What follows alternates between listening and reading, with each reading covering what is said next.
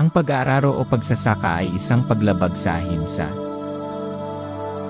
Ang pag-aararo o pagsasaka ay pumapatay sa mga insekto sa ilalim ng lupa. Ngunit ang layunin sa likod ng pagsasaka ay upang makagawa ng mga butil. Sa halip na pumatay mga nilalang na lubhang kailangan para mabuhay. Ang pagpatay sa isang buhay na nilalang upang protektahan ang katawan ay hindi isang paglabag sa ahimsa. Paglabag ba sa ahimsa ang pagpatay ng lamok? Ang pagpatay sa isang buhay na nilalang upang protektahan ang katawan ng isang tao ay hindi isang paglabag sa ahimsa. Upang protektahan ang katawan, napakahalagang protektahan ang sarili mula sa lamok. Dito ang ating intensyon ay protektahan ang ating katawan at hindi pumatay ng lamok. Ang pagpatay ba sa mga ahas ay isang paglabag sa ahimsa? Maaaring may mamatay dahil sa kagat ng ahas. Sa makatuwid, kung ang isang ahas ay pumasok sa bahay, ang pagpatay dito ay hindi isang paglabag sa ahimsa.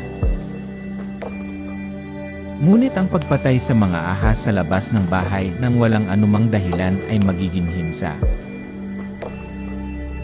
Dito ang ating intensyon ay hindi pumatay ng ahas, kundi protektahan ang ating katawan. Paglabag ba sa ahimsa ang pakikipaglaban ng mga sundalo sa hangganan? Hindi, ang intensyon sa likod ng mga sundalong nakikipaglaban sa hangganan ay protektahan ang ating bansa, at hindi pumatay ng mga buhay na nilalang. Kaya hindi ito paglabag sa ahimsa. Paglabag ba sa ahimsa ang paggamit ng dahas laban sa magnanakaw o magnanakaw? Ang magnanakaw o ang magnanakaw ay gustong magnakaw o agawin ang ating ari-arian. Sila ay mga mapang-api at ang paggamit ng dahas laban sa isang nang-aapi ay ahimsa. Dito ang aming intensyon ay hindi saktan ang magnanakaw o ang magnanakaw kundi protektahan ang aming ari-arian. Kaya hindi ito paglabag sa ahimsa. Paglabag ba sa ahimsa ang pagpapagalit at pagsaway sa mga bata ng mga magulang? Ang dahilan sa likod ng pagpapagalit at pagsaway sa mga bata ng mga magulang ay ang kanilang sariling kapakanan. Kailangang gawin ito ng mga magulang para madisiplina sila. Ang intensyon ng mga magulang ay hindi na magdulot ng sakit o pagdurusa sa mga anak kundi para reformahin sila.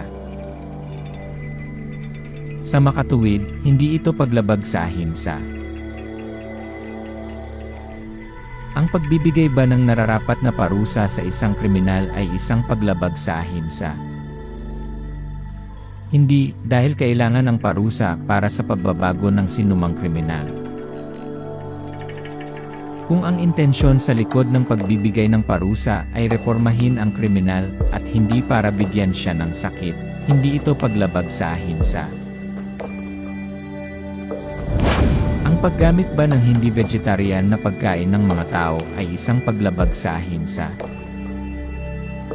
Ang pagpatay sa isang nilalang upang iligtas ang buhay ay hindi himsa. Tanging isang buhay na nilalang lamang ang maaaring maging pagkain para sa isa pang nilalang na may buhay.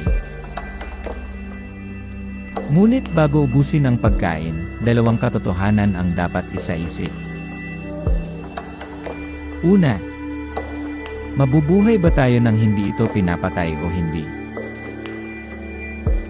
Ikalawa, hanggat maaari ang mga ganitong bagay ay dapat gamitin bilang pagkain kung saan ang pag-unlad ng kamalayan ay mas mababa. Ibig sabihin, kung may makukuhang gulay, hindi dapat patayin ang mga hayop. Dahil ang pag-unlad ng kamalayan ay mas mababa sa mga gulay kumpara sa mga hayop.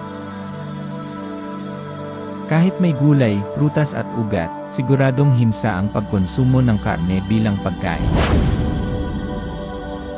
Sa mga lugar na may nyebe, kapag ang mga gulay, butil, prutas at ugat ay hindi magagamit, ang pagkain ng karne ay hindi isang paglabag sa ahimsa.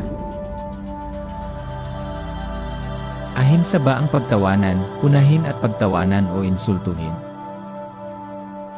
Ang pagpapatawa sa iba, pagpuna sa kanila at pang-insulto sa kanila ay himsa. Dahil nakakasira ito sa kanilang dignidad at nagdudulot sa kanila ng sakit sa pag-isip.